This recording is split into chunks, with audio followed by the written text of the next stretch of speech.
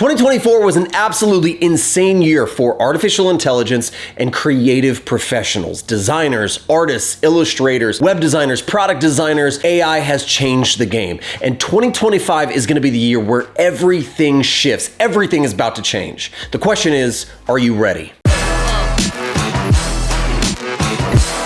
AI has had an explosive growth and a massive impact on every creative industry that there is. Doesn't matter if you work in the area of visuals or audio or video, if you're a web designer, a product designer, an illustrator, it has impacted, will continue to impact your industry and actually impact it in a lot of positive and negative ways. And here's the mind shift that we've all had to get into. AI is no longer just a tool. AI is a movement, changing everything around us. And you can no longer think about it like a singular or individual tool that you can now bolt on. We have to think in a new way. This is like when the internet drastically changed the way that we interact with the world around us. This is that next milestone leap for us as creative professionals. It is the new internet, it is the new shift, it is the new change, and you have to adapt or you're going to become a dinosaur. 3 to 4 years ago, nobody was talking about AI. No creative professionals like myself or you were utilizing AI. No companies were hiring for AI,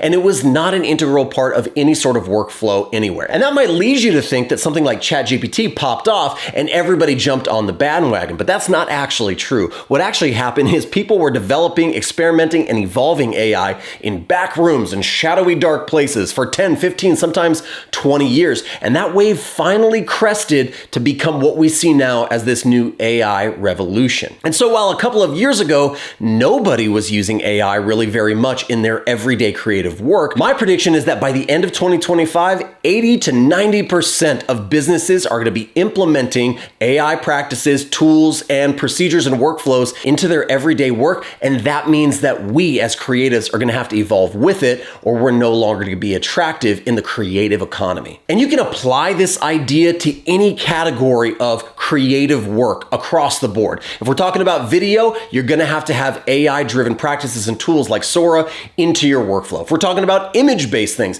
Midjourney, Adobe Firefly. If we're talking about web design and product design, Figma and Adobe and all these other tools are going to be implementing AI into design workflows. If it's audio, if it's whatever, it's all going to start to be implemented using AI. So here's my next prediction for AI creative professionals in 2025. We're all going to be drinking from these ponds in the creative economy that are slowly but surely drying up. We're already seeing this everywhere. Jobs are harder to get, clients are harder to land because there's more tools and things available for the average consumer or your average organization to utilize to replace you. And so these wells of opportunity are going to be drying up and people are going to continue to not notice, and it's going to feel like their opportunities have disappeared overnight. Let me give you some examples. Stock video, stock imagery, translation, UX flows and diagrams, research, writing, blogging, vlogging, you name it. These industries are going to slowly dry up and then disappear on you. And why? Why is this going to happen to us? Because AI is finally accomplishing the goal that we hoped computers would do 30 years ago, which is completely eliminate the need for human beings to do repetitive and mundane tasks that require less creativity. 10 to 15 years ago, there used to be roles of production designer. That means there was somebody doing creative work at the agency and that they would hand the repetitive work off to a production designer who would do all the repetitive tasks, who would add the filters to 500 photos, who would generate all of this excessive amount of mundane work. All of that is being outsourced now. That role of production designer doesn't exist anymore. And if you're living in the land of being a production designer that takes orders and does things repetitively, you are going to find yourself drinking from the bottom of a very muddy well. Now, everything that happens in life usually has some sort of upside and some sort of downside. This is what I refer to as the double-edged sword of the AI revolution. So let's first talk about the good things we might see come from this. Number one, there's going to be a massive productivity boom because AI is taking all of those mundane, boring tasks off of our plates, and it's going to be able to do them much more efficiently and much quicker. That is going to free you and I up to do much more high-level, strategic, actually creative work. I know that there's some of us that wish we could continue to get paid just to move a button 10 pixels or move it from point A to point B, but those days are long gone. And this is going to open up. It's going to free up the industry for us as creative professionals to act more like creative directors and art directors and strategic thinkers who are actually solving problems, not just moving pixels anymore. A great example of this is Figma implementing their feature called First Draft, which allows me to throw in a prompt to the AI and tell it what kind of layout I'm looking for. Maybe it's a podcast player or a news reader. And it has been fed thousands and thousands of examples into its AI model, and it's going to generate something pretty decent on its first draft that would have taken me hours and hours to do.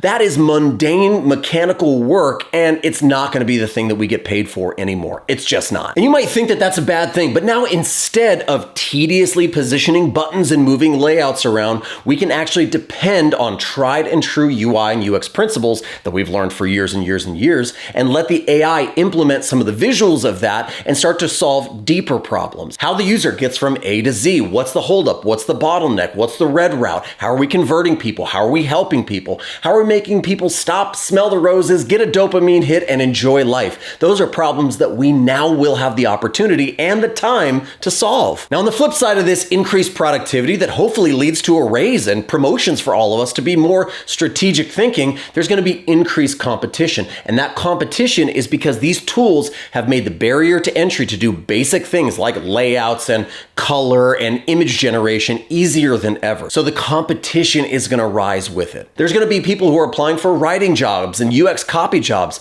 because they don't have to write anymore. They can depend on something like Claude or ChatGPT to generate rad UX copy for them. So what does this mean? It means that designers are going to have to learn how to differentiate themselves, and you can't differentiate yourself through more production work. It's going to have to be through more unique creativity, more leadership, more soft skills, and more of an understanding of what users are really after and putting the puzzle together. So what does this mean for us as creative professionals? That we need to adapt or we're going to get left behind. There's a couple of key skills for us as creative professionals moving into this AI-driven revolution, and if you don't have them, if you don't use them, you're going to lose your opportunities and lose momentum in your career. So let's talk about a few of the most important ones in my opinion. First up is critical thinking. Critical thinking has always been an in-demand skill. It's always been something that you need. It's never not been important, but now it's more important than ever because it is the key differentiator. There's going to be thousands of people who can generate layouts using Figma's First Draft. There's going to be thousands of people applying for that same job as you that can generate great stock imagery using Midjourney or Adobe Firefly.